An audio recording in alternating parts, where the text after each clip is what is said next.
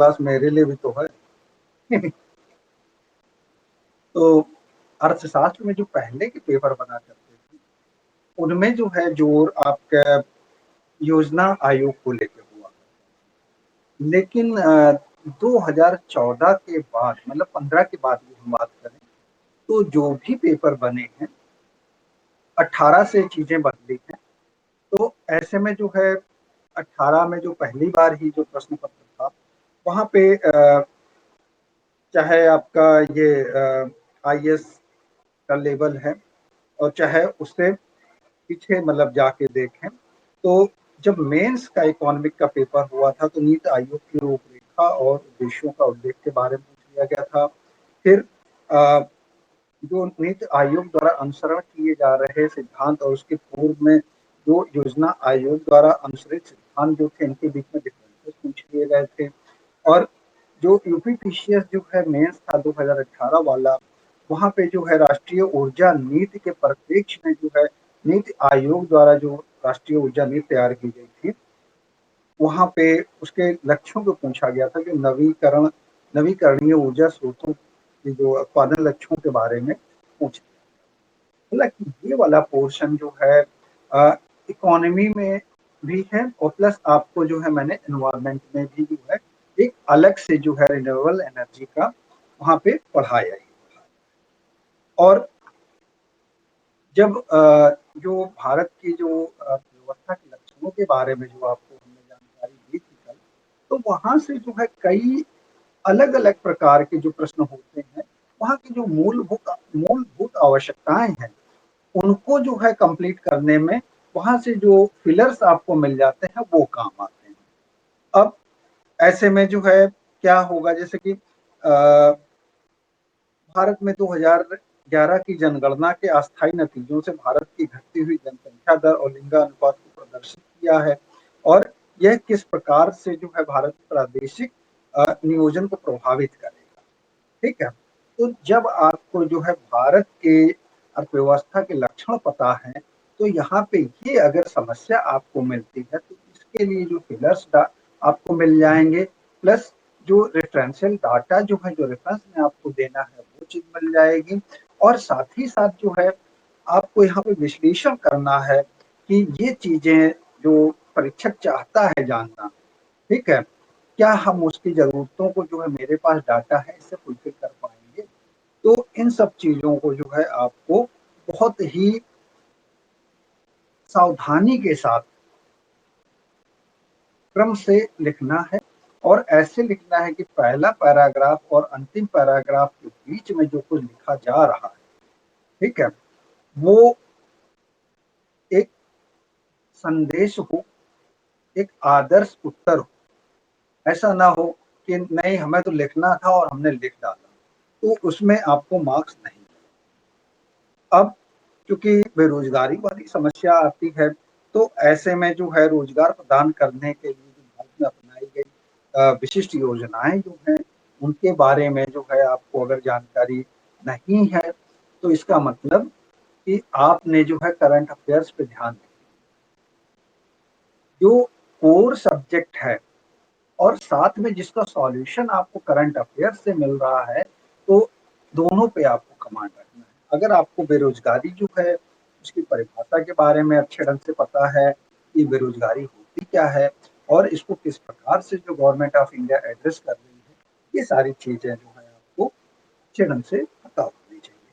तो इसी क्रम में जो है हम आगे बढ़ते हुए आज जो है जो कल के चैप्टर्स थे, ठीक है, कल आपको लक्षण बताए थे, आज उससे थोड़ा सा आगे हम चलेंगे। और क्योंकि जीडीपी वगैरह जो है एक सेपरेट टॉपिक है तो उसको हम यहाँ पे जो है आज वाली कक्षा में हम डिस्कस नहीं करेंगे। आज हम केवल जो कल बता रहे थे आपको उससे आगे की तरफ चलेंगे और आगे की तरफ जाने का मतलब ये है कि जो भारत की जो आर्थिक प्रणाली है वो किस प्रकार से जो है कार्य करती है और ये आर्थिक प्रणाली का जो प्रकार है वो किस प्रकार का है और इसमें क्या क्या चीजें जो है आपको जो टर्म्स मिलते हैं वो किस प्रकार से। तो भारत की जो अर्थव्यवस्था है या आर्थिक प्रणाली, आप सभी को पता है, ये मिश्रित व्यवस्था है और इसके अलावा जो है 2 प्रकार की और आर्थिक प्रणालियाँ जो है पाई जाती हैं विश्व में। एक होती पूंजीवादी, एक होती है साम्राज्यवादी और एक होती मिश्रित। तो पूंजीवादी अर्थव्यवस्था क्या होती है, आप में से कोई बताएगा? पूंजीवादी अर्थव्यवस्था क्या होती है, इसके बारे में कोई जानकारी देना चाहेगा? सामान्य जानकारी।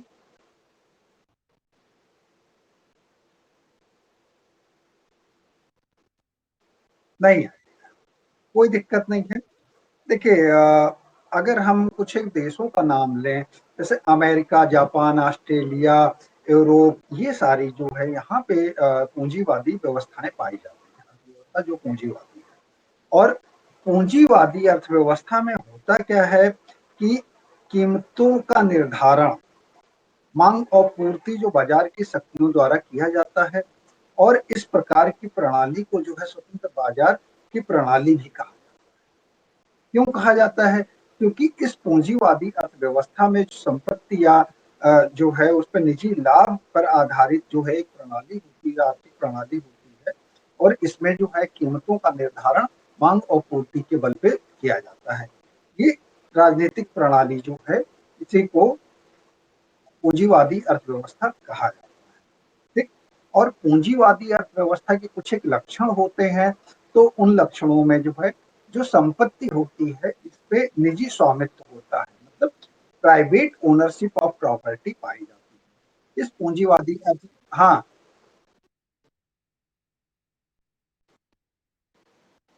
नहीं कुछ एक चीजों में बढ़ चुके हैं, लेकिन कई सारी चीजें हैं जहाँ पे जो है गवर्नमेंट अपने हक को जो है बरकरार रखे हुए, और वहाँ पे जो है अगर आने वाले दिनों में ऐसा कुछ होता है तब देखा जाएगा। बाकी तो चीजों पे अभी भी हक जो है सरकार का ही बना हुआ है। ठीक है। और पूंजीवादी अर्थव्यवस्था में जो है उत्पादन के जो सभी साधन होते हैं, भूमि, मजदूर, पूंजी, संगठन, ये सारे के सारे जो है निजी क्षेत्रों द्वारा अ, इनको उपयोग में लिया जाता है, और ये उन्हीं के द्वारा खरीदे या प्रबंधित किए जाते हैं। मतलब जो मैनेजमेंट होता है निजी हाथों में होता है, और ये सारे के सारे जो है उपभोक्ताओं को जो है जो आधारभूत सुविधाएं होती हैं, ये निजी फर्मों द्वारा जो है दी जाती है। ठीक। और यहाँ पे जो है फ्रीडम ऑफ इंटरप्राइज होता है कि पूंजीवादी अर्थव्यवस्था में जो प्रत्येक व्यक्ति है, ये अपनी इच्छा अनुसार अपने कार्यों का चयन कर सकता है, और यहाँ पे जो है व्यक्ति अपने बचत और निवेश के चयन के लिए स्वतंत्र। अब सीधी सी बात है, निजी जो व्यवस्था है, जो पूंजीवादी अर्थव्यवस्था है, ये सबसे ज्यादा इसमें क्या चीज देखने को मिलती है, ये सारी चीजें जो हैं लाभ के उद्देश्य से उत्पादन करते हैं, और ये निजी फर्म केवल और केवल इनका एक उद्देश्य यही होता है कि उनको उत्पादन जो भी करें उससे लाभ मिले, और ये जितना भी जो है आर्थिक जोखिम वाली जो बात है, ये स्वयं लेती हैं, और उसका जो लाभ मिलता है उसको भी स्वयं अपने पास रखती हैं। और यहाँ पे जो है परिणाम क्या होता है, जो संसाधनों का कुशल उपयोग होता है। गवर्नमेंट ऑफ इंडिया जो है जो खर्च करती है, उसमें आपने देखा होगा कि बाबू लोग आए बैठे हैं, काम हो रहा नहीं हो रहा, लेकिन अगर प्राइवेट फॉर्म में आप बैठ नहीं सकते। अगर आपको 10-1 हज़ार रुपए भी मिल रहे हैं, तो आपसे उस 10 हज़ार रुपए की कीमत से ज्यादा का कार्य ले। लेकिन जो सरकारी व्यवस्थाओं में आप बैठ गए बस चेयर पे, वही आपका काम चालू। अब कीमतें जो है वो कैसे नियंत्रित की जाती हैं, निर्देशित की जाती हैं, तो पूंजीवादी अर्थव्यवस्था में जो कीमत है, ये जो टेक्नोलॉजी इस्तेमाल में होती है और उत्पादन निर्णयों के द्वारा ये निर्देशित होती, मतलब गाइडेड होती है। और हमें उत्पादन क्या करना है, आज की डेट में सैनिटाइजर बिक रहा है, मास्क बिक रहा है, तो हमें वही बेचना है। ठीक है। हमें चिप्स पापड़ नहीं बेचने, क्योंकि वो नहीं बिक। हाँ जी, जी, जी, बिल्कुल, बिल्कुल। और आज की डेट में हमें पता है कि जो 2 लीटर की बॉटल है कोल्ड ड्रिंक की वो नहीं बिक पाएगी, तो हमें जो है उसको 200 एमएल की बेचते थे तो उसको 180 एमएल जो है उसी रेट में बेचना। ठीक है। अब जैसे रियल जूस आप देख लीजिए, 450 रुपए का वो गत्ता आता था और आज की डेट में वो 550 में बिक रहा है। तो ये 100 रुपए जो है जो व्यक्ति बेचने जा रहा है उसको अपने पास से लगाना, पहले यही जो 100 रुपए उसको जो है अपने लाभ में मिल जाता था। तो अब वो उसको लाभ कुछ मिल नहीं रहा है। क्यों नहीं मिल रहा है? क्योंकि रियल जूस को जो है डॉक्टर्स ने रेकमेंड कर दिया है कोविड मरीजों को कि आपको ये पीना है। पहले जहाँ पे वो 20 रुपए में 200 एमएल होता था, सॉरी 10 रुपए में 200 एमएल होता था, तो आज की डेट में उसका रेट बढ़ के जो है 20 रुपए हो गया। सॉरी 20 रुपए का एक 200 एमएल होता था, तो वो आज 25 रुपए का आपको 180 एमएल जो है ब्लैक में मिलेगा, क्योंकि आप 2-4 दुकानें खोज के आ जाएंगे। जब आपको नहीं मिलेगा मतलब कि आपको यहाँ से उस चीज को लेना है। ठीक। और ऐसे में जो है इसमें स्व कल्याण की प्रवृत्ति जो है ज्यादा पाई जाती है कि भैया हमारी कंपनी है, हमारा ही चीज ज्यादा बिके। ठीक है। तो इस प्रकार की प्रवृत्ति जो है वो पाई जाती है और जो कीमतें जो हैं ये उत्पादकों को निर्णय लेने में सहायता करती है कि हमें किस चीज को कितना बनाना है। अब जैसे देख लीजिए कि आज से कुछ दिन पहले मई जब शुरू हुआ था तो जो ऑक्सीमीटर 700, 800, 900 में आता था, ब्रांडेड भी आपके जो 1001 रुपए में चालू हो जाते थे, वो आज की डेट में 3-3 हजार तक, 4-4 हजार तक जो है बिक गए। ठीक। 900 रुपए का जो है माइक्रोटेक का ऑक्सीमीटर आता था, वो 900 से लेके 2700 रुपए तक बिका है। समझ रहे हैं? और उसकी एमआरपी भी बढ़ा के जो है उपभोक्ताओं को दी गई, मतलब मरीजों को दी।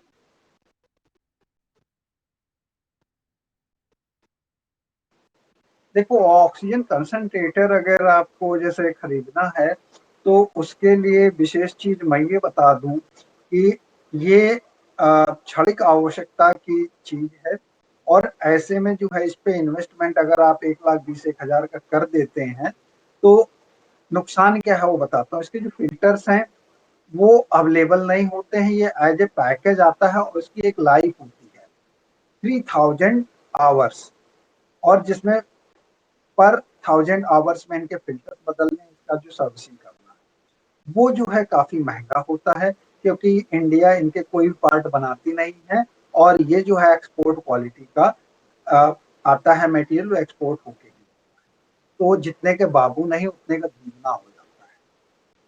ठीक है। आप जो है फिलिप्स का सेवर ले लीजिए दाढ़ी बनाने के लिए। जैसे ही आप उसका रिप्लेसमेंट पार्ट, उसकी जो ब्लेड खोजने जाते हैं, पता लगा कि आपने 1300 रुपए या 1500 रुपए का आपने पूरा मशीन लिया था और उसका जब ब्लेड लेने जाते हैं तो वो 11-1200। तो ऐसे में क्या ये इकोनॉमिकल है कि आप 11-1200 रुपए की ब्लेड लें या पूरा का पूरा जो है फिर से 1500 रुपए में बदल दें नई टेक्नोलॉजी के साथ में? तो कुछ चीजें जो है मार्केट में अपनी कीमतें जो है इसी तरह से निर्धारित करती है। स्कैर्सिटी हो जाएगी तो आपको वो चीज महंगी मिलेगी। अगर उस चीज को जो है ज्यादा उत्पादन, उस चीज का ज्यादा उत्पादन हो गया तो वो चीज जो है सस्ती हो जाएगी। अब चूंकि चीजें उत्पादित हो गई, वो बिक नहीं पा रही हैं, तो उसको मार्केट क्रिएट करने का भी तो काम करना है मार्केट को। तो ये जो दुष्चक्र है मार्केट क्रिएट करने वाला, ये ज्यादा खतरनाक है। तो अर्थव्यवस्था जो है एक बड़ी ही धार्मिक चीज है। अर्थशास्त्र एक बड़ा ही धार्मिक विषय है। धर्म अर्थ का मोक्ष के साथ में चलता है, काम मोक्ष के साथ में चलता है।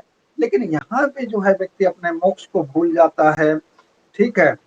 धर्म को भूल जाता है, काम और अर्थ के बीच में जो है वो जुगाड़ लगाना चाहता है। तो इस वजह से जो है चीज़ों के दाम बढ़ते हैं या घटिया वस्तुएँ भी जो हैं अधिक दामों पे बिक जाती हैं। जैसे मैंने कुछ दिन पहले जो है एक पोस्ट डाली थी कि मैंने ये ऑक्सीमीटर ₹82 का खरीदा, 82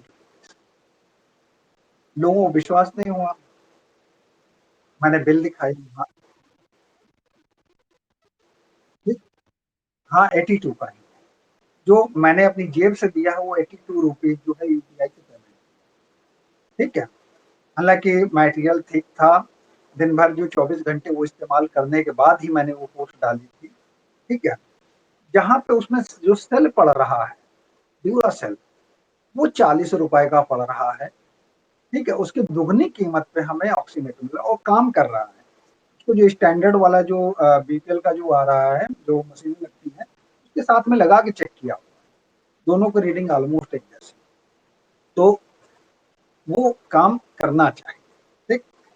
अब पूंजीवादी अर्थव्यवस्था में एक चीज़ आपको जो और देखने को मिलती है कि यहाँ पे जो है आपके लिए दूसरे प्रतिद्वंद्वी भी खड़े होते हैं। आप जो भी उत्पादन कर रहे हैं, उसमें जो है प्रतियोगी फर्म्स जो हैं, वो भी खड़ी होती हैं, उनकी उपस्थिति भी आपको देखने को मिलती है। और यहाँ पे जैसे ही प्रतियोगी आ जाते हैं, तो आपके कीमत संयंत्र उत्पादकों और उपभोक्ताओं के बीच की जो सभी क्रियाओं में जो है,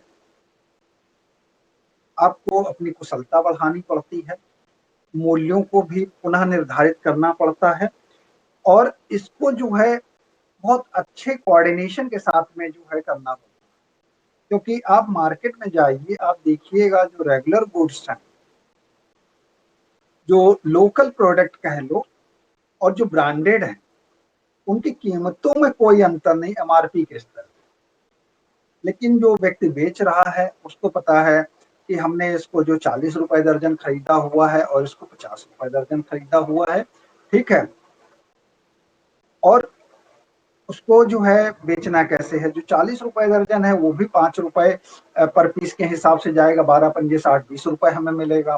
और जिसने जो ₹50 के हिसाब से खरीदा है, वो भी ₹5 एमआरपी के ऊपर ही जाएगा, उसको कितने मिलेंगे? ₹5, ₹10 मिलेंगे उस 1 दर्जन को बेचने में। तो ऐसे में जो है, जो आपका रिटेलर है, वो आपको इंसिस्ट करेगा कि आप ये वाला लोकल वाला प्रोडक्ट लीजिए, देखिए इसकी पैकिंग भी अच्छी है, ज़्यादा फूला हुआ है, ये सारी चीज़ें वो आपको टक देने की कोशिश करेगा। मान लीजिए पहली बार आप ले आए, आपने उस आइटम को खाया, मान लीजिए नमकीन का छोटा पैकेट, आपने उसको खाया, मुँह तक लाते ही उसकी स्मेल आई, आपको समझ में आ गया कि भाई लोकल लोकल होता है।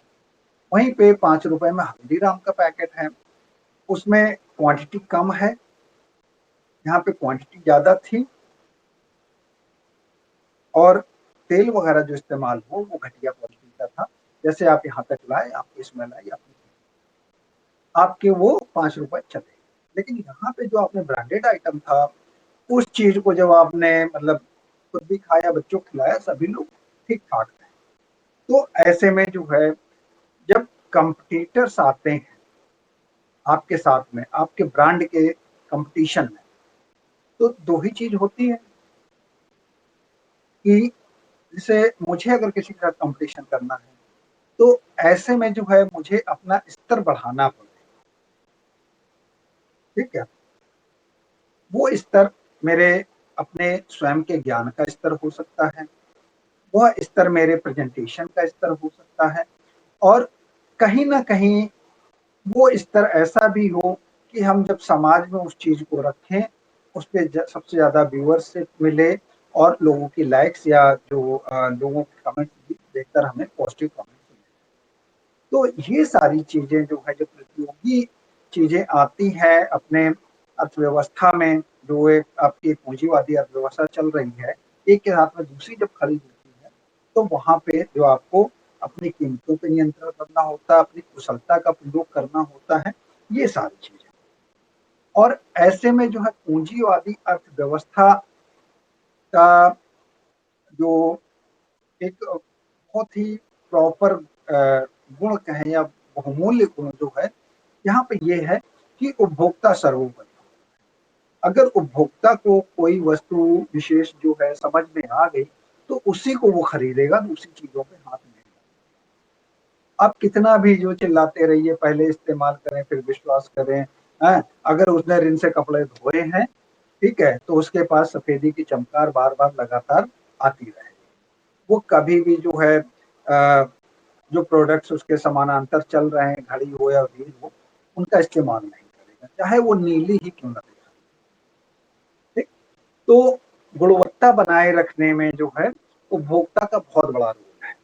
अगर आपने अपना प्रोडक्ट जो है घटिया क्वालिटी का रखा, तो उसको उपभोक्ता एक बार फँस सकता है, वो दोबारा जो है नहीं आएगा और 2-4 को और भी टरका देगा कि अरे यार ये तो ऐसे ही हैं, इनके प्रोडक्ट्स ऐसे ही हैं। ठीक? तो ये चीज़ें जो हैं आपको देखने को मिलती हैं कि पूंजीवादी अर्थव्यवस्था में जो उपभोक्ता होता है ये सर्वोपरि होता है और उसकी जो विशेष माँग है या उसको जो चीज़ चाहिए, उसकी जो उपभोक्ता है, वो जिस संस्था के द्वारा जो है पूरी हो रही, जिस फर्म के द्वारा पूरी हो रही होगी, वो उसी में अपना इन्वेस्टमेंट करेगा, अपने पैसे को लगाएगा या उनके प्रोडक्ट्स को खरीदेगा। ठीक? और इसीलिए जो है ये पूंजीवादी अर्थव्यवस्था को जो है उपभोक्ता की प्रभुसत्ता कहा जाता है कि यहाँ पे उपभोक्ता जो अपनी इच्छा और पसंद के अनुसार जो है किसी भी वस्तु को उपभोग करने के लिए स्वतंत्र हो। तो आज ये नहीं समझ में आया, कल जैसे कि आप ऐसे देख लीजिए कि तमाम तरह की जो मोबाइल कंपनियां अपने नेटवर्क के थ्रू जो है आपको मोबाइल की सेवा देती है। ऐसे में आपको जिसकी सेवा अच्छी लगे उस क्षेत्र विशेष में आप उसी का लेंगे। ऐसा नहीं है कि जिस किसी का नाम बहुत ज्यादा चला हुआ, रेटिंग बहुत ज्यादा चली हुई है, सत्ता के करीब है, उसको आप ले लेंगे।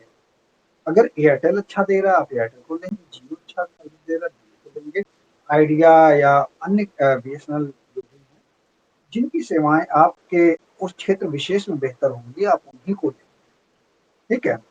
और कुछ लोग होते हैं जिनको नहीं हो या नहीं हो हमें इन्हीं को लेना है, इन्हीं सेवाओं को लेना है। तो उनसे जो है ये पूंजीवादी अर्थव्यवस्था जो है वो ज्यादा फर्क नहीं, क्योंकि वो अपना सर्वोत्तम देने की हमेशा कोशिश करती है और जब उपभोक्ता को सर्वोत्तम मिल रहा है तो वो उनका साथ छोड़ के नहीं। अब पूंजीवादी अर्थव्यवस्था में एक बड़ी डिफिकल्ट चीज होती है कि यहाँ पे आय का असमान वितरण देखने को मिलता है। होता क्या है कि अगर मैंने कोई संस्था बनाई, कोई फर्म खड़ी की, तो यहाँ पे जो उत्तराधिकार होगा वो अ, जो स्वामी है उसके बाद जो मृत्यु के बाद उसका पुत्र ही उत्तराधिकारी कानूनी। और ऐसे में जो है पिता की संपत्ति जो है पुत्र की संपत्ति बन जाती है। अब यहाँ पे जो है पूंजीवादी अर्थव्यवस्था में जो सरकार की जो भूमिका है, यहाँ पे सरकार जो है अनुपस्थित निजी उद्यमों की जो है उनकी योजना पे या उनके जो विभिन्न प्रकार के जो कार्य प्रणाली है उनमें जो है ये हस्तक्षेप नहीं। और यहाँ पे जो है कोई केंद्रीय नियोजन प्रणाली भी नहीं होती है। यहाँ पे प्रत्येक जो क्रिया है, जो पूंजीवादी अर्थव्यवस्था की जो प्रत्येक क्रिया है, वो कीमत संयंत्र के द्वारा, कीमत इंस्ट्रूमेंट के द्वारा ही निर्धारित होती है। कीमतें अच्छी मिलेंगी, अच्छा उत्पादन आप करेंगे, ज़्यादा बिकेगा दाम।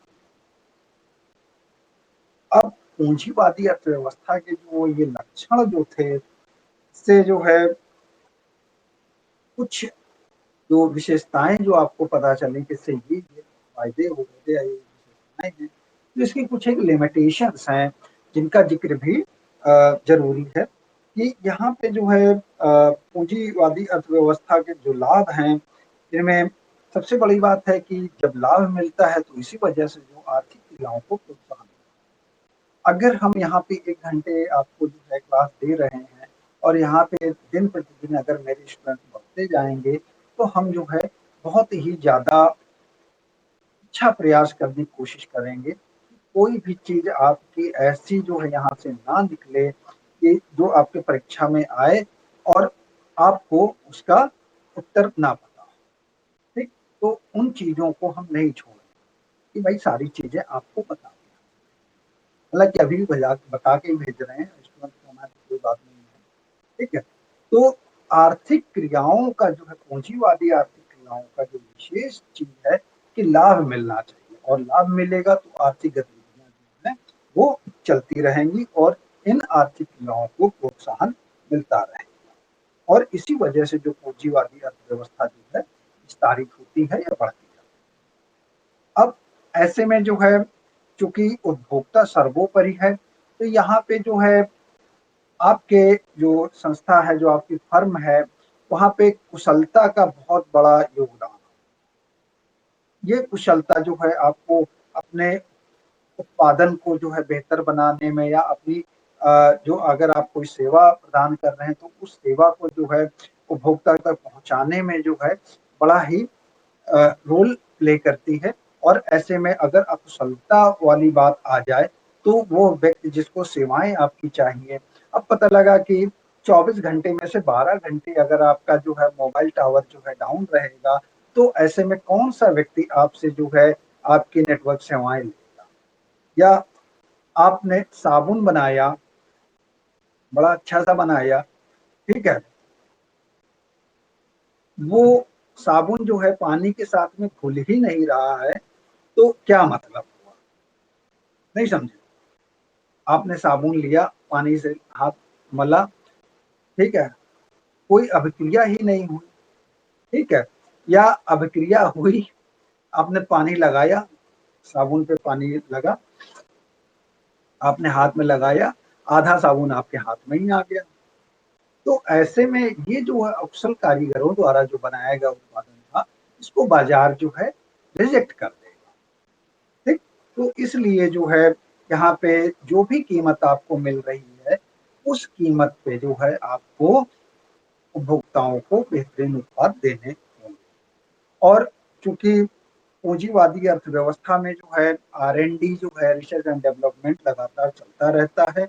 इसी वजह से जो है उनके उत्पाद बेहतरीन होते जाते हैं और अर्थव्यवस्था को इससे जो है मजबूती या गतिशीलता मिलती है। आप स्वयं देखिए कि जब आप छोटे रहे होंगे, तब आपको जो है घरों में एक बल्ब अभी भी मिल जाता है गाँव में, एडिशन वाला जो बल्ब वो दिखाई देता है। पीली-पीली रोशनी वाला, ज़्यादा वाट खपत वाला। उसके बाद जो है जब आपने थोड़ा होश सँभाला होगा, आपको ट्यूबलाइट दिखी होगी। ट्यूबलाइट के बाद जो है उसी का एक छोटा वर्ज़न आया था सिएटल कॉम्पैक्ट फ्लोरेसेंट, वो दिखा होगा जो बल्ब के होल्डर में लग जाता था, ठीक?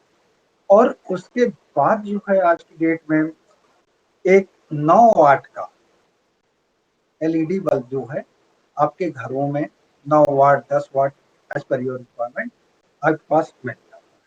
तो यहाँ पे ये सारी चीज़ें R&D के द्वारा ही संभव हो सका कि रिसर्च और डेवलपमेंट होता रहता चीज़ों का और नवीन उत्पादन जो है मार्केट में आने से वो लोग उसको खरीदने के लिए आतुर होते हैं। शुरुआती दौर पे चीज़ों का मूल्य ज़्यादा हो सकता है, लेकिन जैसे-जैसे जो उत्पादन बढ़ता जाता है, अन्य कॉम्पिटिटर्स जो है मार्केट में आते जाते हैं, तो उत्पादन की लागत कम होती जाती है और उत्पादन जो है ज़्यादा होने लगता है और ऐसे में जो है ज़्यादा उत्पादन होता है, तो माँग जो है वो स्थिर रहेगी क्योंकि रोज़-रोज़ जो है किसी के घर में ये एलईडी बल्ब फ्यूज़ नहीं होने वाला क्योंकि वहाँ पे क्या होता है कि 3000 घंटे, 7000 घंटे या 10,000 घंटे, 15,000 घंटे जो है ये चलेगा, ठीक? तो ऐसे में जो है अगर विभिन्न तकनीकों का प्रयोग करके ये नई उत्पाद ना बनाए जाएँ, तो क्या अर्थव्यवस्था आगे बढ़ पाएगी? शायद नहीं, ठीक? अब जब पूँजीवादी अर्थव्यवस्था में जो है उत्पादन ज़्यादा होगा, तो ज़्यादा बिकेगा, तो यहाँ से जो है तीव्र आर्थिक विकास भी देखने को मिलेगा और जिससे जो है व्यक्तियों का जीवन स्तर उच्च होगा और लोगों की जो प्रति व्यक्ति आय है, वो भी बढ़ती है और बढ़ती ही है। अब पूंजीवादी अर्थव्यवस्था से जो है कुछ हानियां भी हैं। तो हानियां क्या है कि वही आय और व्यय का असमान वितरण, निर्धन समाज निर्धन होता जाएगा और जिसकी फैक्ट्री है या जो टैलेंटेड लोग हैं जो उत्पादन में लगे हैं वो अधिकाधिक कमा लेंगे।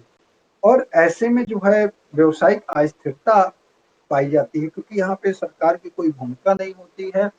तो जिस दिन जो है किसी व्यक्ति को अपने उत्पादन के साधनों से, जिसका वो स्वामी है, उसको लाभ मिलने की जो है दर कम होने लग जाएगी, तो ऐसे में वह व्यक्ति जो है अपने उस फर्म पे अपना इंटरेस्ट खो देगा। तो ऐसे में क्या होगा कि जो ये उत्पादन जो है वो कम होता जाएगा और व्यक्ति जो वहाँ पे जो व्यवसाय में लगे हुए थे उनकी छटनी होने लग जाएगी और जो इसमें अल्प उत्पादक होते होते वो कंपनियां जो हैं बंद हो जाएंगी, जिससे व्यवसायिक अस्थिरता आ जाती है। ठीक। कई बार ये होता है कि मोनोपोलिस्टिक कंपनी और एकाधिकारी जो होते हैं ये जो है उपभोक्ताओं का बहुत ज्यादा नुकसान करते हैं क्योंकि वो उस क्षेत्र विशेष में या उस उत्पादन के वो एकल स्वामी होते हैं और एकल स्वामी जो होता है किसी भी उत्पादन का वो उपभोक्ताओं को अपनी उंगलियों पे नचाता है। क्लियर। और ऐसे में जो है ये अधिकाधिक कीमत लेके अपने उत्पादों को उपभोक्ताओं तक उपभोक्ताओं को बेचते हैं। ठीक। और उत्पादन के संसाधनों में अनुचित आवंटन देखने को मिलता है। मान लीजिए कि जिसके पास जो है बहुत ज्यादा पैसा है वो क्या करेगा, जो रॉ मटेरियल है उसको अपने पास संग्रहित कर लेगा कि कंपटीटर के पास तक वो चीज ना जा पाए। कंपटीटर जो है बहुत कुशल है, सब कुछ उसके पास उत्पादन के साधन टेक्निक वगैरह अच्छी है, लेकिन जब उसको रॉ मटेरियल नहीं मिलेगा, जैसे कि भारत के केस में आप देख लीजिए, आपके पास जो है कोविड वैक्सीन बनाने की टेक्नोलॉजी भी है, लोगों में क्षमता भी है और यहाँ पे जो है रॉ मटेरियल जो है वो विदेशों से, तो ऐसे में उसकी कीमत बहुत ज्यादा है। तो इसमें जो है क्या हो रहा है, जो उत्पादन के संसाधनों का अनुचित आवंटन जो है इसकी वजह से जो है हमारे यहाँ उस चीज का उत्पादन नहीं होता। अब ऐसे में जो है जहाँ पे इसके संसाधन उपलब्ध हैं वो लोग उसका उत्पादन करें, कोविड-19 वैक्सीन का करेंगे और वो जिस रेट पे देना चाहेंगे ग्लोबल टेंडर के तहत वो भारत सरकार को या किसी भी देश को वो देंगे, जहाँ से उनको अधिकतम लाभ मिले और उनकी कोई शर्त होगी तो उसका भी वो प्रयोग करेंगे। जैसे मॉडर्ना कर रही है कि हम आपको वैक्सीन तो देंगे लेकिन उससे होने वाली जन हानि के लिए हम पे कोई जो है कानूनी कार्रवाई ना की जाए। इसका मतलब कि विश्व में जो है जहाँ कहीं भी उनकी वैक्सीन जाएगी उन सारे देशों को उनके इस जो उन्होंने शर्त रखी है इसका पालन करना होगा या मानना होगा। तो ऐसे में जो है भारत सरकार भी जो है इन सब चीजों को मानने के लिए राजी हुई है क्योंकि कोई भी सरकार हो वो अपने जन को खोना नहीं चाहती। ठीक। अब ये सारी चीजें जो है आपको दोनों चीजें पता चल गई, ये लक्षण क्या है जो पूंजीवादी अर्थव्यवस्था होती है, उसके लक्षण क्या हैं, उसके लाभ क्या हैं, उसकी हानि।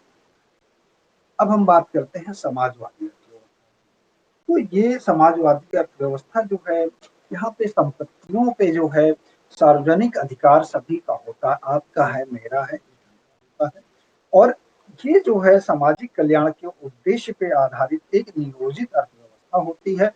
कीमतों का निर्धारण जो है केंद्रीय नियोजन प्राधिकरण द्वारा किया जाता है और ये जो समाजवादी अर्थव्यवस्था जो है विश्व के देशों में जैसे हंगरी, यूगोस्लोवाकिया, यूगोस्लो सॉरी यूगोस्लाविया और बुल्गारिया आदि देशों में जो है देखने को। अब इसकी विशेषताएं क्या होती हैं कि संपत्ति और उत्पादन के जो साधन थे वहाँ पे व्यक्तिगत स्वामित्व होता था, निजी स्वामित्व। यहाँ पे जो सार्वजनिक स्वामित्व होता है, यहाँ पे विभिन्न उद्यमों द्वारा जो कमाया गया जो लाभ है वो राज्य के पास आता है और इसको पुनः जो है उसी समाज के कल्याण के लिए जो है प्रयोग कर लिया जाता है। और उद्यमियों को कोई स्वतंत्रता नहीं होती, चूंकि समाजवादी अर्थव्यवस्था में जो है उद्यमियों के उत्पादन को संयोग के संचयन की कोई व्यवस्था, चयन की कोई व्यवस्था नहीं होती, स्वतंत्रता नहीं होती है। तो ये केंद्रीय प्राधिकरण ही जो निर्णय करता है कि कितने जो है किस उद्देश्य के लिए किस चीज का कितना उत्पादन करना है, जो सामाजिक आर्थिक उद्देश्यों के लिए क्या करना है, ये सारा का सारा जो है यहाँ पे जो प्राधिकरण है वो केंद्रीय प्राधिकरण वो निर्णय। और यहाँ पे जो उद्देश्य होता है वो समाज कल्याण का उद्देश्य होता है, ना कि अधिकतम लाभ कमाना। और यहाँ पे जो है नियोजन संयंत्र उत्पादन को निर्देशित करता है। यहाँ पे कीमत संयंत्र नहीं चलती है, यहाँ पे जो प्लानिंग मैकेनिज्म होता है वो चलता है। वहाँ पे जो है कीमत, कॉस्ट, प्राइस, मूल्य जो था वो निर्धारित करता है। और उत्पादन के संसाधनों पे सरकार का स्वामित्व होता है। सरकार के पास सभी बड़े आर्थिक निर्णय लेने का अधिकार होता है। ठीक? और सबसे बड़ी बात है कि यहाँ पे सरकार के समक्ष जो है कोई भी कॉम्पिटिटर नहीं होता है और समाजवादी अर्थव्यवस्था में लाभ का कोई उद्देश्य नहीं होता है। तो इसलिए सरकार जो है स्वयं जो है खुद ही अन्य कोई संस्था इस ढंग की नहीं, क्योंकि उसका एक ही से काम हो जाता है। और यहाँ पे जो है उपभोक्ता प्रभुसत्ता की अनुपस्थिति होती है। वहाँ पे उपभोक्ता के ख्याल रखा जाता है कि उपभोक्ता हमें जो है कैसे मतलब हमारी चीजों को खरीदेगा। यहाँ पे उपभोक्ता क्या उपभोग करना चाहता है इसके निर्णय में जो है ये आत्मनिर्भर नहीं। यहाँ पे जो है उन्हीं चीजों को आप उपभोग कर सकते हैं। जैसे बीएसएनएल था पहले, अब जब बीएसएनएल था तो आपको भैया बीएसएनएल का ही टेलीफोन लगवाना पड़ेगा, बाकी जब आते गए तो उनकी बात आती गई। ठीक है, तो जो उपलब्ध होगा उसी को उपभोग करना पड़ेगा। ठीक, और व्यवसाय की स्वतंत्रता पे बाध्यता होती है। तो समाजवादी अर्थव्यवस्था में जो देश के सभी नागरिकों को काम के समान अवसर जो है प्रदान हो जाते हैं। ठीक है, ये भी एक कारण है कि चीजों को विनिवेश करके बेचे जाने का। यहाँ पे सभी को जो है काम करने की स्वतंत्रता ना मिले, चाहे कुछ भी हो। और आय की असमानता में कमी आती है। समाजवादी अर्थव्यवस्था में सबसे बड़ी चीज यही होती है, क्योंकि यहाँ पे प्रत्येक व्यक्ति के लिए कुछ ना कुछ काम होता है। आय में अंतर जो है उसकी कार्य की प्रवृत्ति या कार्य की क्षमता के कारण होता है। और ऐसे में जो है आय की असमानता को कम करने का जो है प्रयास किया जाता है, टैक्स लगा के या इंक्रीमेंट लगा के। ठीक है, कि बड़ी आय वाले के लिए कोई जो है आपको इंक्रीमेंट वगैरह जो है नहीं होगा उस लेवल पे। ठीक है, आपको एक सॉलिड जो पेमेंट है वही मिलेगी, दी जाती है। इस वजह से जो आर्थिक असमानता कम तो नहीं, हाँ, लेकिन कुछ हद तक जो है समानता के स्तर पे रह जाती है। अब एक मजदूर जो है वो कभी भी जो है मैनेजर के बराबर जो है पेमेंट नहीं पा पाएगा, या एक जो सीईओ है उसके बराबर नहीं पा पाएगा, ये तय है। क्योंकि दोनों की कुशलताएं अलग अलग हैं, इसी वजह से उनका जो है जो वेतन का निर्धारण हुआ, जिनको वेतन मिलता है, जो तनख्वाह मिल रही है, उसका निर्धारण हो चुका है। और सरकार यहाँ पे जो है अपनी पूर्ण भूमिका में होती है। सरकार की अनुपस्थिति यहाँ पे आपको नहीं देखने को मिलती है, क्योंकि यहाँ पे जो केंद्रीय नियोजन जो है उसके पूर्व निर्धारित लक्ष्य होते हैं, इसलिए जो है सरकार वहाँ पे उपलब्ध रहती है। और यहाँ पे जो है पूर्व निर्धारित लक्ष्यों में जो है समाज कल्याण करना होता है सरकार का उद्देश्य। इस वजह से इन सब चीजों की चिंता की जाती है। और यहाँ पे जो है केंद्रीय नियोजन प्राधिकरण ये हमेशा जो है निर्णय ले सकता है कि कौन सी चीज कब और कितनी और कैसे उत्पादन करनी।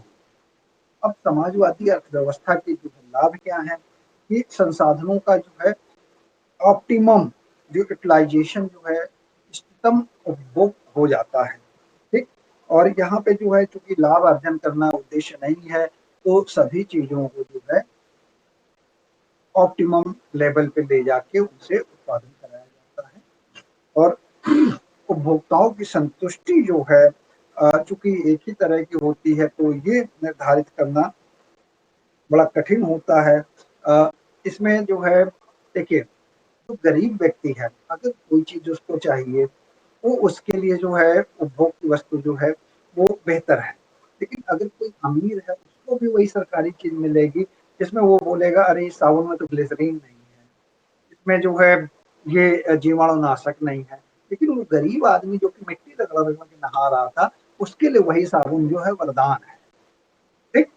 तो ये चीजें जो हैं उपभोक्ता की आवश्यकताओं की संतुष्टि जो है इस प्रकार से कि यहाँ पे जो अधिक पैसे देके कुछ चीजें खरीद सकता था, उसको भी सरकारी चीजें ही मिल रही हैं। इससे उसको लगेगा कि नहीं, अब हमारा स्टेटस या वाली बात जो है नहीं। और यहाँ पे आय और धन का जो है समान वितरण देखने को मिलता है। समाजवादी अर्थव्यवस्था में जो है, क्योंकि लोगों को काम करने का अवसर मिलता है और उसके बदले में उनको वेतन मिलता है, तो यहाँ पे देखा गया है कि लोगों के पास जो है आय का एक समान स्तर हो जाता है, थोड़ा बहुत। और समाजवादी अर्थव्यवस्था के जो इतने सारे लाभ हैं, तो उसकी कुछ हानियां हैं। हानियां क्या है कि यहाँ पे जो है लागत जो है, कॉस्ट जो है, उसकी गणना थोड़ी गलत ढंग से हो जाती है। उसमें संसाधन चूंकि सरकार के पास होते हैं, तो उसमें जो है सरकारी संसाधनों की और सेवाओं की कीमत की सही अंदाजा नहीं लग पाता, सही गणनाएं नहीं हो पाती। जैसे कि कोई चीज जो है, जब सरकार 2G जो नेटवर्क की बात करें, तो उस समय लाइसेंस बिके थे। ठीक है। तो वही सेवाएं जो है बीएसएनएल दे रही थी, और वही सेवाएं जो है प्राइवेट कंपनियां भी देने के लिए पर। तो ऐसे में जो है सरकारी जो साधन संसाधन थे, वो चीजें कैसे दे रहे हैं, सरकार को आकलन नहीं हो पा रहा था। और जब उन्होंने उसको उस पैसे से देना चालू किया लाइसेंस के मार्फत, तब उनको पता चला कि हम ये सेवाएं जो है कम कीमत में कर रहे हैं। और ऐसे में जो है, क्योंकि सारी व्यवस्थाएं सरकार के अधीन होती हैं, तो ऐसे में जो है तानाशाही प्रवृत्ति वाली अर्थव्यवस्था यहाँ पे देखने को मिलती है। और व्यवसायिक इकाइयां जो है, इनमें वो कुशलता नहीं आ पाती है जो कि पूंजीवादी अर्थव्यवस्था की जो व्यवसाय इकाइयां जो है, उत्पादन इकाइयां, ये ढंग से वो कार्य करती हैं। क्योंकि यहाँ पे जो है प्रोत्साहन की कमी है, क्योंकि आप लाभ के लिए काम कर नहीं रहे हो। आपको काम करना है, आप काम करेंगे, आपको इतनी पेमेंट मिलेगी।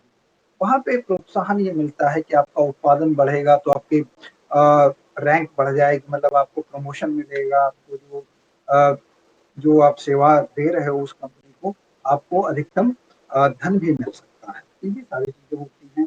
और ऐसे में जो है यहाँ पे प्रोत्साहन की कमी होती है। क्यों प्रोत्साहन? क्योंकि लाभ लाभ हमें नहीं लेना है। और साथ ही साथ जो है यहाँ पे जो प्रबंधन में जो व्यक्ति आता है, आईएएस होना चाहिए। बाकी ये जरूरी नहीं कि अर्थशास्त्र से है, कि वो जो है संस्कृत से है या हिंदी साहित्य से है। ठीक है। तो कोई भी जो है गवर्नर बन सकता है। ठीक है। इतिहास से जो है अर्थशास्त्र सुधारा जा सकता है। तो ये संभावनाएं भी जो है आ जाती हैं। अब चूंकि ऐसे में जो है आरबीआई को किसी बैंक से तो कंपटीशन करना नहीं है। अगर किसी बैंक से कंपटीशन करना होता, तो वहां भी जो एमबीए वाला कोई बंदा दिखाया जाता, इकोनॉमिक्स वाला, वहां पे तो सरकार को जो है अपनी चीजों को जो सरकार बोलेगी वही करना है। ठीक है। ये सारी चीजें होती हैं। और सरकार के हाथों में जो है शक्तियों का केंद्रीकरण होता है, तो ऐसे में जो है भ्रष्टाचार की मात्रा जो है बढ़ जाती है। कभी कभी ये भ्रष्टाचार जो है राष्ट्रवादी भ्रष्टाचार की हद तक चला जाता है। ठीक। अब बात करते हैं मिश्रित अर्थव्यवस्था, जहाँ पे जो पहले आपको दो अर्थव्यवस्थाएं बताई गई, इन दोनों का मिश्रण आपको देखने को मिल जाता है। और इन दोनों को जो है कई बार ये होता है, जब भारत आजाद हुआ था, तो भारत के जो पूंजी की क्षमता थी वो इतनी नहीं थी कि सरकार जो है बड़े बड़े उद्योगों को स्थापित कर सके। तो उस समय के पूंजीपतियों की सहायता से और सरकारी सहयोग से जो उद्योग स्थापित हुए, उनमें निश्चित अर्थव्यवस्था के रूप में आज भी कार्यरत आपको दिखाई दे जा सकते हैं। और इसका अर्थ और विशेषताएं क्या है कि ये अर्थव्यवस्था जो होती है, इसमें पूंजीवादी और समाजवादी दोनों अर्थव्यवस्थाओं का गुण मिलता है, यानी कि दोनों तत्वों की मिलेगी, इसलिए इनको मिश्रित अर्थव्यवस्था कहा जाता है। और भारत एक जो है मिश्रित अर्थव्यवस्था वाला देश है। मिश्रित अर्थव्यवस्था की जो है विशेषताएं क्या होती हैं कि भूमि का स्वामित्व जो है दोनों क्षेत्रों का हो सकता है, पूंजीवादी भी सरकारी भी। इसमें निजी क्षेत्रों को उद्यमों की स्वतंत्रता होती है और सार्वजनिक क्षेत्र के उद्यमों को कोई स्वतंत्रता नहीं होती है। निजी क्षेत्र जो है हमेशा लाभ अर्जन के उद्देश्य से काम करता है, वहीं पे जो है समाजवादी अर्थव्यवस्था जो सार्वजनिक क्षेत्र में समाज कल्याण के उद्देश्यों को लेकर कार्य करती है, और निजी क्षेत्र केवल कीमत संयंत्र सभी समस्याओं का हल करता है। और यहाँ पे जो सार्वजनिक क्षेत्र में उत्पादन संबंधी निर्णय जो सरकारी क्षेत्र लेती है, और प्रतियोगिता निजी क्षेत्र तक केवल सीमित होती है, सरकारी में प्रतियोगिता की संभावना नहीं है। उपभोक्ता प्रतिशतता जो है यहाँ उपस्थित हो जाती है। क्यों? क्योंकि इसके पास ऑप्शन है कि बीएसएनएल अगर भाई साहब नहीं लगता है तो हम एयरटेल ले लेंगे, हम जियो ले लेंगे, हम आइडिया ले लेंगे, ठीक है। और यहाँ पे व्यवसायिक स्वतंत्रता भी होती है। अगर आज की डेट में मुझे लगता है कि मैं सक्षम हूँ, तो अपनी चीज़ों को मैं अपने ही ढंग से जो है चलाने की सोचूंगा। जैसे कि आज की डेट में जैसे मान लीजिए कौन टावर चल रही है, वो इसमें जो है इसके अलग अलग जो ब्रांचेज हैं, जीएस मॉन्क है, प्रतिशक्ति है, एग्जाम डिफेंडर है, तो वो मेरी एंटिटी हो गई कि हम उनको भी चला सकते हैं, ठीक। और यहाँ पे आय में असमानता देखने को मिलती है। यहाँ पे जितना हम मेहनत करेंगे उतनी ही हमारी जो है आमदनी होगी, तो ऐसे में लाभ का स्तर जो है कम या ज्यादा होता रहता है। और सार्वजनिक क्षेत्र में चूंकि सरकार की पूर्ण भूमिका होती है और निजी क्षेत्र में ये केवल रेगुलेटर का काम करती है, और यहाँ पे निजी क्षेत्र में जो कीमत जो होती है वही आपके संयंत्र जो संस्थान को चला रही होती है। और सार्वजनिक क्षेत्र में कोई बैठा हुआ है ऊपर आपका सुपर बॉस या बिग बॉस, वो आपको जो है कुछ भी नहीं कर सकते हो, ठीक है, ऐसा कहता रहता है और उसके निर्देशों का आपको पालन करना। अब मिश्रित अर्थव्यवस्था के लाभ क्या हैं? यहाँ पे निजी उत्साह और लाभार्जन का पूरा अवसर मिल जाता है, उद्यमों को स्वतंत्रता मिलती है, उनको कीमत संयंत्र अपना अपनाने की स्वतंत्रता होती है। सार्वजनिक क्षेत्र में जो है सामाजिक समाज कल्याण का उद्देश्य भी जो है होता रहता है, और स्वयं के हित के साथ साथ ये जो निजी लाभ में भी बदल सकते हैं।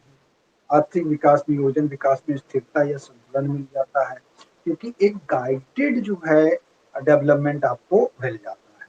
और निजी या सार्वजनिक क्षेत्र की उपस्थिति से जो है जो कंपटीशन होता है, इससे जो उत्पादकता जो है वो बढ़ती है, साथ में जो है जो उत्पादन होता है वो गुणवान उत्पादन होता है, उसमें कुशल क्षेत्रों का जो कुशल मजदूर है उन सबकी मजदूरी का भी प्रयोग होता है, उसमें कुशलता झलकती है।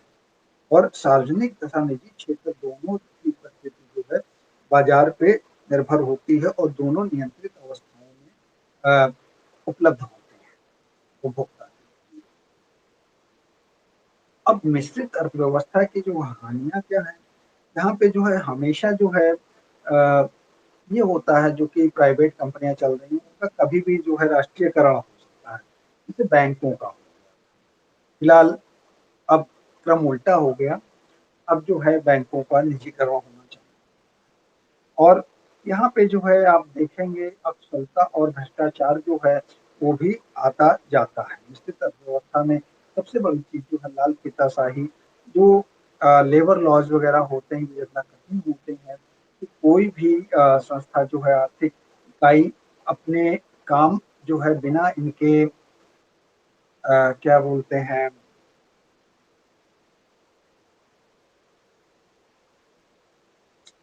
शब्द ही नहीं आ रहा है, मतलब सरकारें जो है उन पे रेगुलेटर का काम करती हैं। तो ऐसे में जो है ये जो लाल फीताशाही वाली व्यवस्था है ये क्या होती है कि आपके जो है कई सारे जो लाइसेंस वगैरह उनको रोक के रखती है, जिससे भ्रष्टाचार को बढ़ावा मिलता है। और ऐसे में जो है आर्थिक शक्तियों का विकेंद्रीकरण, मिश्रित अर्थव्यवस्था में बड़े आधुनिक निगम स्थापित हो जाते हैं, जो कि छोटे-छोटे उत्पादकों का शोषण करते हैं और इस प्रकार जो आर्थिक शक्तियाँ जो हैं, निजी हाथों, राजनीतिज्ञों और कुशल कुछ तानाशाहों के हाथों में केंद्रित हो जाती हैं या सीमित। तो यहाँ पे जो है मोनोपोलिस्टिक मार्केट जैसा स्ट्रक्चर खड़ा हो जाता है। अब एक छोटी सी चीज है जिसको समझने की आवश्यकता है। आपने जो है एक शब्द सुना होगा, प्रोग्रेस, ग्रोथ एंड डेवलपमेंट। तो इनमें कभी अंतर जानने की कोशिश की है आपने कि प्रोग्रेस क्या होता है, ग्रोथ क्या होती है और डेवलपमेंट क्या होता है? बताएं।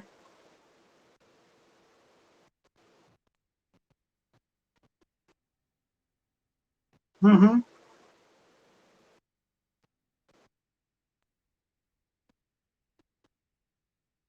ओके। मतलब यहाँ पे तुलना की जाती है, अगर ग्रोथ की बात करें तो यहाँ पे आप पिछले वाले से इसमें तुलना कर सकते हैं।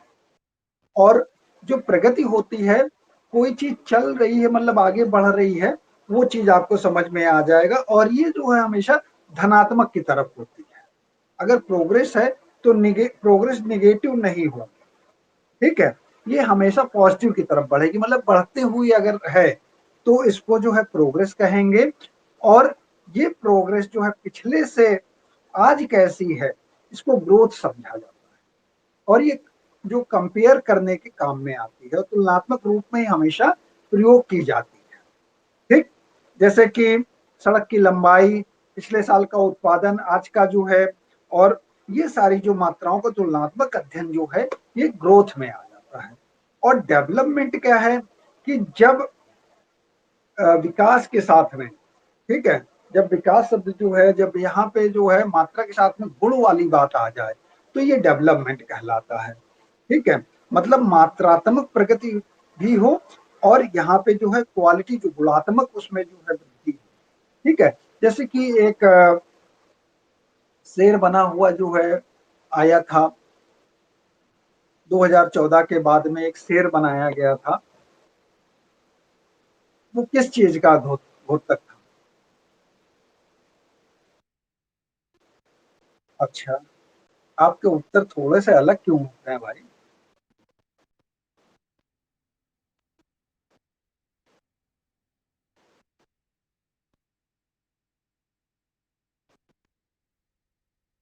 हाँ, तो यहाँ पे जो है वो क्यों लाया गया था?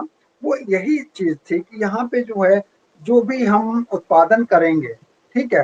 वो कई उत्पादन करने जैसा नहीं है, कि हमारा जो प्रोडक्ट हो, वो विश्व स्तर पे उस क्वालिटी को जो है पा ले, उसको अचीव करे, ठीक है? समझ गए? एक है मेड इन इंडिया, एक है मेक इन इंडिया। ऐसा है क्या?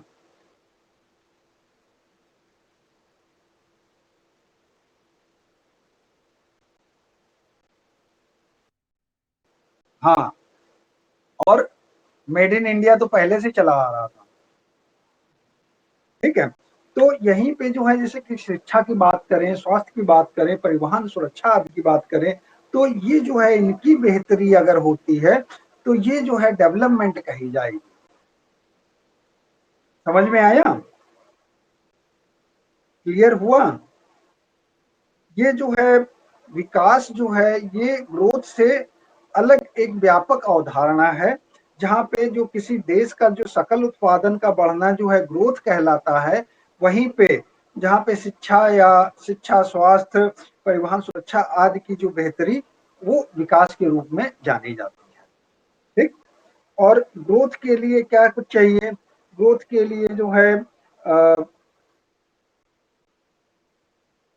कुछ चीजें जो है आपको चाहिए होती हैं, कि इन दोनों के बीच का संबंध जो है वो आपको पता होना चाहिए। और सीधी सी बात है कि अर्थव्यवस्था के जो सभी क्षेत्र हैं, उनकी जो है ग्रोथ हो रही हो, ठीक है, और यहाँ पे किसी एक विशेष क्षेत्र पे आधारित ग्रोथ ना हो, ठीक है, तो ये जो है डेवलपमेंट के लिए जो है काम आती है। और औद्योगिक क्षेत्र में जो है, जैसे कि एक 1991 में औद्योगिकरण की जो शुरुआत हुई थी, आर्थिक उदारीकरण का जो सूत्रपात हुआ था, तो इसका जो है सर्वाधिक लाभ कहाँ पे मिला था? औद्योगिक क्षेत्र को, और विशेषकर जो है सेवा क्षेत्रों को और सूचना प्रौद्योगिकी के क्षेत्रों को जो है काफ़ी ज़्यादा लाभ मिला था, और उससे जुड़े हुए उपभोक्ताओं को भी इसका लाभ हुआ था। और उस जो कृषि क्षेत्र का जो था, जो 52% से अधिक श्रम शक्ति जहाँ पे ला चल रही थी, तो यहाँ पे लोगों का ध्यान जो है सेवा क्षेत्रों की तरफ भी आना चालू हुआ। ठीक, तो इस चीज से जो है कोई भी इस जो टॉपिक आज को आज आपको बताया, अगर इसमें जो है कोई डाउट है तो आप पूछ सकते हो।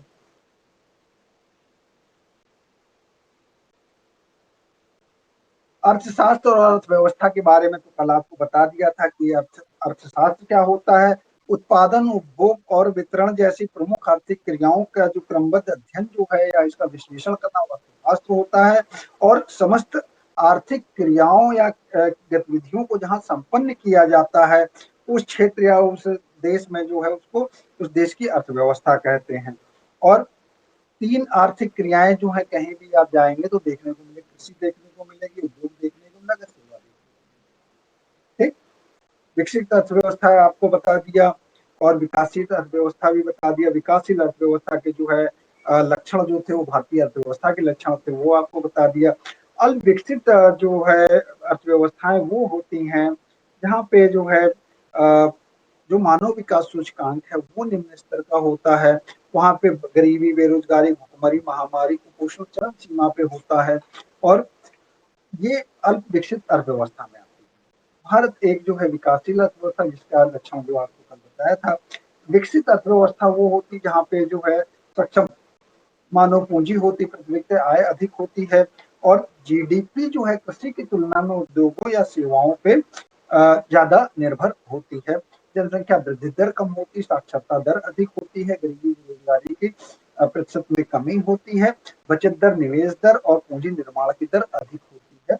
ये इस प्रकार की जो व्यवस्थाएं हैं वो विकसित अर्थव्यवस्था है। यहाँ पे आधुनिक तकनीक का प्रयोग भी होता है, और आधारभूत संरचना बहुत ज्यादा विकसित, ठीक।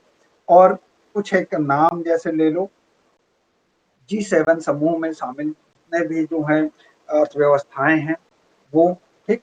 और यूरोपियन जो यूनियन है वहाँ का ले लो, ठीक है। ये सारी अर्थव्यवस्थाएं जो हैं आपकी विकसित है। लेकिन सार्क की, एशियान की अगर बात आ जाए तो ये जो है विकास। और अगर अफ्रीका का नाम ले लिया जाए तो सोचने की जरूरत नहीं है, वो कम विकसित या अल्प विकसित अर्थव्यवस्था के रूप में। इससे संबंधित जो है आपको 15 30 प्रश्न जो है अभी थोड़ी देर में आपको आपके ग्रुप पे या यहीं इसी पोर्टल पे जो है मिल जाएगा। तो कल से आज तक आपने जो पढ़ा है, तो कल के लिए 15 प्रश्न और आज के लिए 15 प्रश्न आपको मिल जाएंगे। यहाँ पे चूंकि क्लास मैंने ही ली है, तो यहाँ पे आपको सही उत्तर जरूर मिलेगा। उसका एक्टिवेशन जानने के लिए आप इस वीडियो को फिर से देख लीजिएगा, ठीक है। यहाँ पे संशय होगा, आप इस चीज को इसी वीडियो के माध्यम से देख सकते हैं, आज और कल। ओके, चलिए, तो वो प्रश्न जो है केवल आपको प्रश्न प्रश्न मिलेगा, ठीक है। और उत्तर जो है आप अभी खाएंगे पिएंगे या विश्राम करने के बाद मतलब करेंगे, या कल सुबह करेंगे, जैसा बताएं, क्योंकि ये लिमिटेड टाइम में आप जो है उसको जो है साधने का प्रयास करिए। तो या तो कहें तो ऑनलाइन इसी में ही जो है इसी पोर्टल पे आपको बना के दे दें, लेकिन टाइम रहेगा उसका, लिमिटेड टाइम।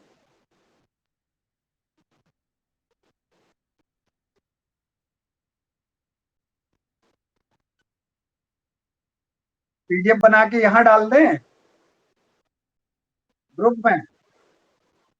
चलिए ठीक है, ओके, ठीक, नमस्ते।